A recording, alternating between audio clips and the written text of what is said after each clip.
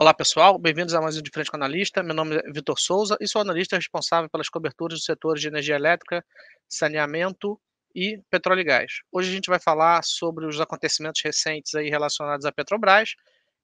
Então não se esqueça de deixar o seu like, o seu comentário aqui no vídeo e se tiverem perguntas, manda aqui embaixo que vamos responder para vocês.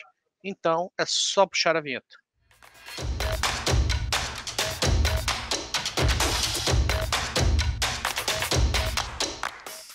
Então vamos lá. Eis que hoje de manhã, ali por volta das 10 horas da manhã, a Petrobras enviou um fato relevante, eh, colocando alguns pontos que ela pretende mudar, no seu estatuto social, tá. É importante falar que no dia de hoje, enquanto a gente grava esse vídeo, a ação está caindo aí mais de 5%, tá. Naturalmente o viés é negativo, né, em relação à proposta, mas vamos dar uma olhada aqui. O que eu fiz aqui nesse documento, né? Eu sempre coloco a conclusão em cima, para você não perder tempo e ter que ler tudo, e embaixo eu coloco um desenvolvimento mais denso, né, mais complexo, em que eu mostro a nota, em que eu coloco aqui em negrito tudo aquilo que eu considero mais importante, né. Então vamos aos fatos aqui. Via fato relevante, a empresa anunciou uma proposta de revisão do seu estatuto social a ser submetido à Assembleia Geral Extraordinária. Primeiro ponto aqui é que é o seguinte, né, a gente vai escrevendo e as coisas vão acontecendo, e a primeira coisa que você tem que entender é que o que está saindo aqui nos jornais, e coisas assim, é que a empresa já teria maioria, o que é complicado. Mas vamos lá. Eh, os objetivos da revisão do Estatuto Social da Petrobras são de criar uma reserva de remuneração de capital. Vamos ver o que é isso. A companhia esclarece ainda que a política de remuneração acionista continua vigente. O que é a política de remuneração acionista? Isso aqui a gente já tratou em documentos passados, que é o quê? 45% do fluxo de caixa do resultado do fluxo de caixa operacional menos os investimentos, tá bom? Que antes era 60, agora virou 45. Então, assim, diminuiu versus o mandato anterior, né, do governo passado. Então, vamos lá. Política de remuneração do acionista continua vigente, a reserva a ser criada, etc, etc. Submete à aprovação dos acionistas em assembleia a constituição de reserva para assegurar o pagamento de dividendos, juros sobre capital próprio, antecipações e recompras, absorção de prejuízos e finalidade remanescente, incorporação do capital. Incorporação do capital é quando o dividendo, ao invés de ser distribuído para o acionista, vira capital da empresa. Qual é o ponto aqui? Como é que a gente está acostumado, né? Quando a empresa paga o seu dividendo recorrente, ela com o petróleo aí a $90, ela tem um excesso de caixa. Ela tem um excesso de caixa à medida que ela consegue colocar todo o seu investimento de pé e, enfim, quando a gente pega esse 45%, ela fica até, com o que sobra, né, ela fica até com uma estrutura de capital ineficiente. Por quê? Porque ela está gerando muito caixa. Então, para além do dividendo recorrente, você tem espaço para o pagamento de um dividendo extraordinário. E o que eu entendo aqui nessa constituição de reserva é o seguinte, é que eles vão reter esse dividendo, tá? Vão reter esse dividendo e aqui, ó, continua. Com base na previsão estatutária a ser deliberada na Assembleia, efetiva em constituição pelo AGO. Ao final do exercício, só poderá ocorrer após o pagamento de dividendos na forma de política de remuneração do acionista. Resumidamente, eles vão reter o dividendo extraordinário, tá? Isso quer dizer que eles não vão pagar esse dividendo extraordinário de maneira alguma? Eu acho que não. Eh, talvez, mas assim, realmente a gente não sabe, né.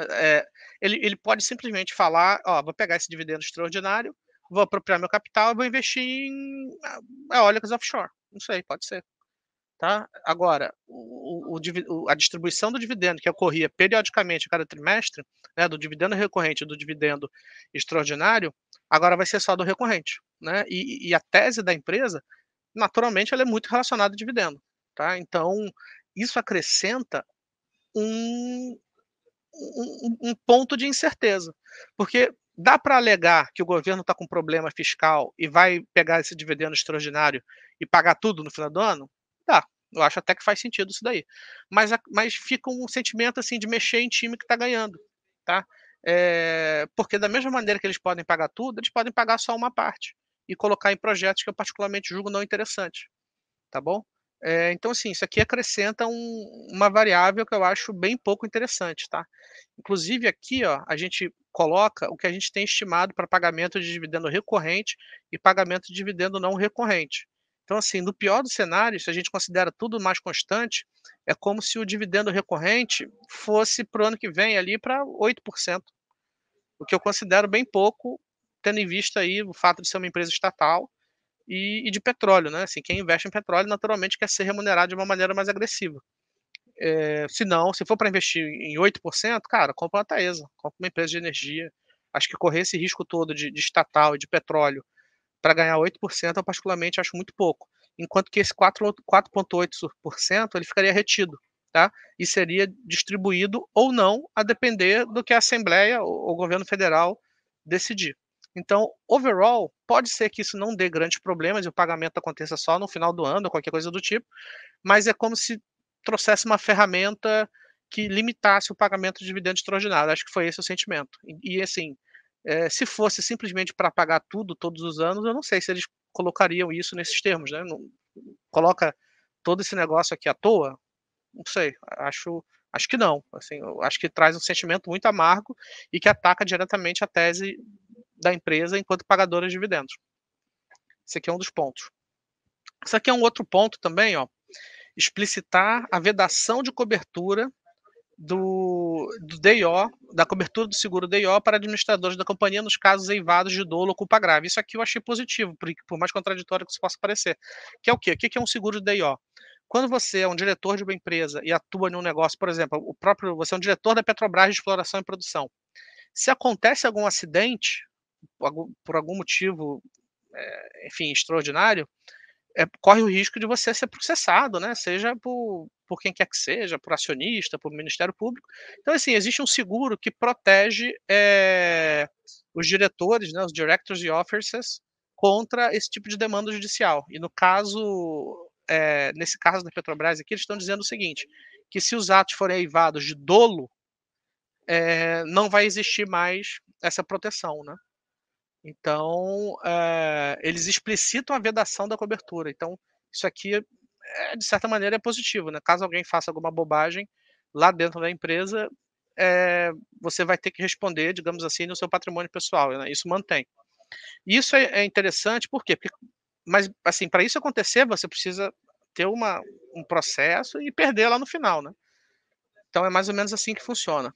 E contraditoriamente, isso acontece em relação ao terceiro ponto, que é excluir vedações para indicação de administradores previstos na lei 13.000 e etc e tal, 13.303/2016. Isso aqui é a lei das estatais, tá.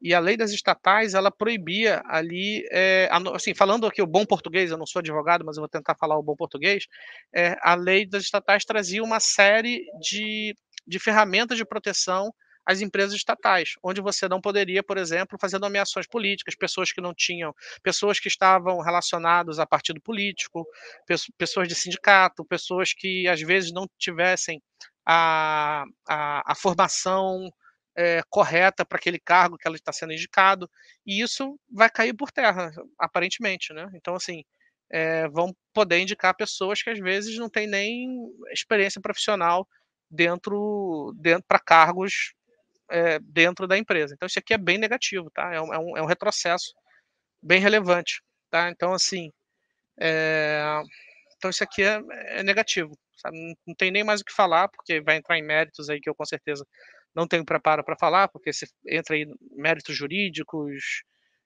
inconstitucionalidade, etcétera.